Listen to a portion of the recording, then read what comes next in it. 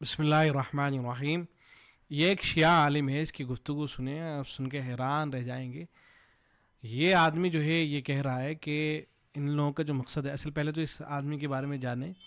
اس شخص کا نام ہے شیخ یاسر الحبیب، اور یہ اصلاً تو رہنے والا تھا کویت کا، لیکن اس کے بعد پھر یہ کویت سے چلا گیا، ایران اور عراق میں رہا، پھر اس کے بعد یہ لندن چلا گیا برطانیہ میں. تو اس وقت یہ برطانیہ لندن کے اندر یہ آدمی موجود ہے، اور اس نے بعض کتابیں بھی لکھی ہیں. ابھی بھی بہت زیادہ ایکٹیو ہے سوشل میڈیا پر، یوٹیوب وغیرہ پہ عربی میں اور انگریزی میں اس کے بیانات اپلوڈ ہوتے رہتے ہیں.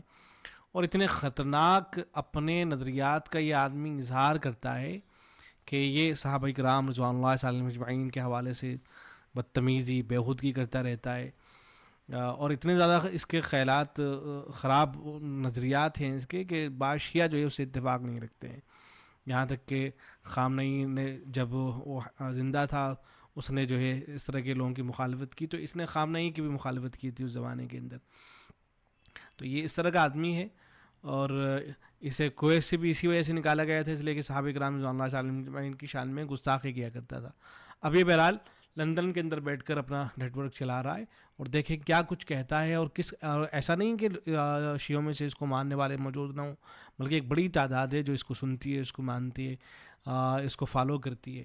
تو اس ویڈیو کے اندر دیکھیں یہ شخص کیا کہتا ہے. منهجنا هذا أيها الإخوة هو منهج العزة.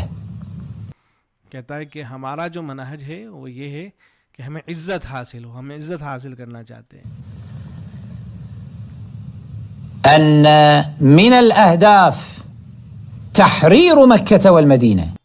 ہمارا جو مقصد ہے، جو مقاصد ہیں، وہ یہ ہے کہ مکہ اور مدینہ کو آزاد کرایا جائے.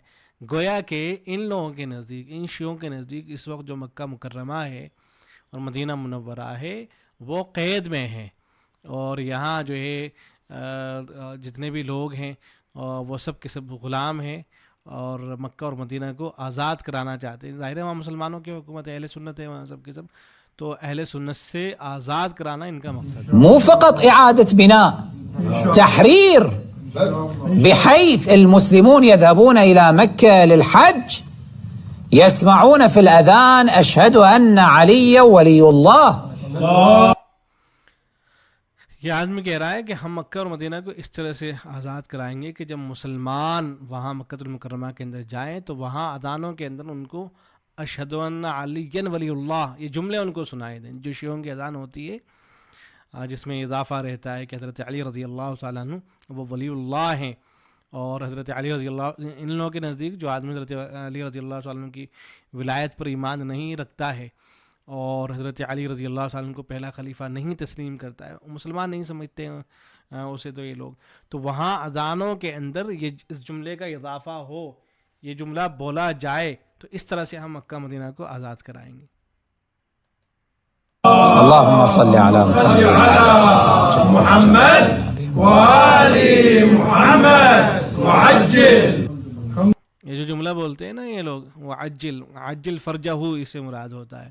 یعنی ان لوگوں کا ابھی یہ بولا نا جو آڈینس بیٹھی ہوئی تھی، یعنی ان لوگوں کا نقطۂ نظر یہ اس طرح کے جملے بولے جاتے ہیں، ان کا مطلب یہ ہوتا ہے کہ ان کے جو 12ویں امام ہیں جو اس وقت غار سرہ منرعہ کے اندر موجود ہیں، تو ان کے لیے دعا کرتے ہیں کہ اے اللہ تو ان کے نکل آنے کو آسان کر دیجئے اور جلدی کر دیجئے، تو کہ وہ جلدی سے نکل کے آئیں.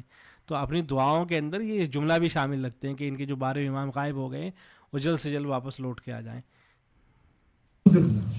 احنا أهدافنا هذه الأهداف السامية، تحويل الشيعة إلى أكثرية العالم الإسلامي.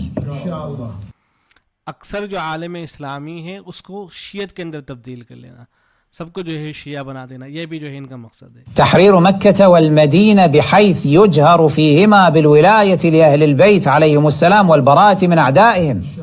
مکہ اور مدینہ کو اس طرح سے آزاد کر دینا کہ وہاں جو اہل بیت ہیں ان کی ولایت کا اظہار ہو رہا ہو، اور جو ان کے دشمن تھے ان سے برات کا اظہار ہو رہا ہو. اعوذ باللہ. دشمن کن کو سمجھتے ہیں؟ حضرت ابوبکر صدیق رضی اللہ تعالیٰ عنہ، حضرت عمر فاروق رضی اللہ تعالیٰ عنہ. تو باقاعدہ ان سے برات کا اظہار ہوتا ہو، اس طرح سے آزاد کرا دینا چاہتے ہیں. إعادة بناء مراقد أئمة أهل البيت عليهم السلام في البقيع، بقيع الغرقد، بالقوة.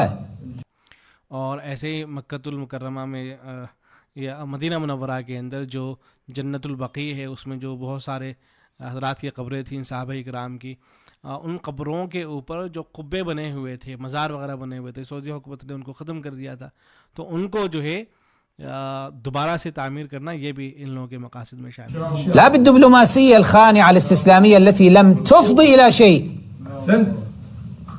ونحن لها إن شاء الله. نزع السلاح من كل الدول الأعرابية البكرية. یہ آدمی کہہ رہا ہے کہ یہ جو ہم ان لوگوں سے یہ سب کچھ کریں گے ہم، تو ہمارا مقصد یہ ہے کہ جو عرب ہیں ان کو بھی نہتہ کر دیا جائے، ہتھیار وغیرہ سب ان سے ختم کرا دیے جائیں. اور یہ جو کچھ بھی ہم کریں گے ایسا نہیں ہوگا کہ بات چیت کے ذریعے سے کریں، بلکہ ہم جو ہے ان کو بالکل نہتہ کر دیں گے، گویا کہ ایک طرح سے ان کو نہتہ کر دیا جائے گا عربوں کو. أن تجعل كل دولة بكرية منزوعة السلاح. هاي طرحناها على المنبر قبل سنوات. بہرحال اس سے آپ اندازہ لگا سکتے ہیں کہ جو شیعہ ہیں ان کے عقائد اور نظریات کیا کیا ہیں. ان کی کتابیں اگر آپ دیکھیں گے تو ان کے اندر بھی یہی چیزیں آپ کو جو ہے ملیں گی. اگرچہ جو دوسرے شیعہ ہیں جو خاص طور سے حکمراں ہیں، چونکہ ان کو پتہ ہے کہ اگر وہ اس طرح کی باتیں کریں گے تو تمام اہل سنت ان سے ناراض ہو جائیں گے، تو وہ اس طرح کی باتیں نہیں کرتے ہیں، بلکہ جو اس طرح کی باتیں کر رہے ہوتے ہیں ظاہری طور پر ان کی مخالفت بھی کر رہے ہوتے ہیں کہ نہیں ہم ان سے برات کا اظہار کرتے ہیں، ہمارا ان سے کوئی لینا دینا نہیں. لیکن اگر آپ ان کی کتابیں دیکھیں گے، آپ خمینی کی کتابیں دیکھیں گے، تو ان کتابوں کے اندر یہی سب آپ کو ملے گا. تو جو حضرات ان کو سپورٹ کر رہے ہیں ان کے سامنے یہ ساری چیزیں رہنی چاہیے. شیعوں کا جو اصل مقصد ہے وہ پیش نظر رہنا چاہیے. یہ نہ ہو کہ آنکھیں بند کر کے جو ہے ان لوگوں پر اعتماد کر لیا جائے، اس لیے کہ اگر آنکھیں بند کر کے ان لوگوں پر اعتماد کریں گے تو کل اگر ان کو طاقت اور پاور حاصل ہو جاتی ہے تو اہل سنت کے ساتھ میں جو کچھ کرنے والے ہیں وہ سن کر جو ہے رونگٹے کھڑے ہو جائیں گے. انہوں نے اپنی کتابوں میں ان ظالموں نے یہاں تک لکھ رکھا ہے کہ جب ان کی حکومت آئے گی تو حضرت ابوبکر صدیق، حضرت عمر فاروق اور حضرت عائشہ رضوان اللہ علیہم اجمعین، ان تمام کو قبروں سے نکال کر ان کو سزا دی جائے گی نعوذ باللہ، اور ان کو لٹکایا جائے گا، مارا جائے گا اس زمانے کے جو لوگ ہوں گے ان کے سامنے، جب حضرت مہدی آ جائیں گے ان کے بقول. تو اتنے خطرناک یہ لوگ نظریات رکھتے ہیں. تو یہ وہ نظریات ہیں، یہ چیزیں ہیں جو مسلمانوں کے سامنے جاتی رہنی چاہیے تاکہ پتہ رہے کہ کس طرح کے نظریات رکھتے ہیں یہ لوگ.